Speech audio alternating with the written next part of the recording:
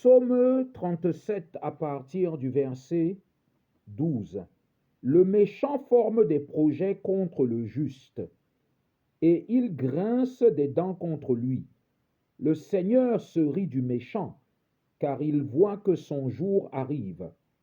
Les méchants tirent le glaive, ils bandent leurs arcs pour faire tomber le malheureux et l'indigent, pour égorger ceux dont la voie est droite. Leurs glaives entrent dans leur propre cœur, et leurs arcs se brisent. Mieux vaut le peu du juste que l'abondance de beaucoup de méchants, car les bras des méchants seront brisés, mais l'Éternel soutient les justes. L'Éternel connaît les jours des hommes intègres, et leur héritage dure à jamais.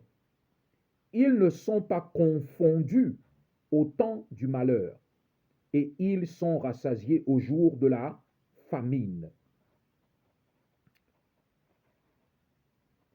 Verset 21. Le méchant emprunte et il ne rend pas. Le juste est compatissant et il donne. Verset 32. Le méchant épie le juste et il cherche à le faire mourir. L'Éternel ne le laisse pas entre ses mains et il ne le condamne pas quand il est en jugement. Épier ici veut dire espionner. Donc le méchant espionne le juste, et il cherche à le faire mourir. Mais l'Éternel ne le laisse pas entre ses mains, et il ne le condamne pas quand il est en jugement. Verset 35. J'ai vu le méchant dans toute sa puissance. Il s'étendait comme un arbre verdoyant. Il a passé et voici il n'est plus. Je le cherche et il ne se trouve plus. Observe celui qui est intègre et regarde celui qui est droit, car il y a une postérité pour l'homme de paix.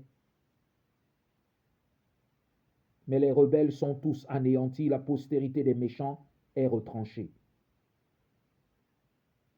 Le salut des justes vient de l'Éternel, il est leur protecteur, il est leur projecteur au temps de la détresse.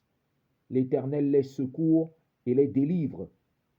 Il les délivre des méchants et les sauve, parce qu'ils cherchent en lui leur refuge.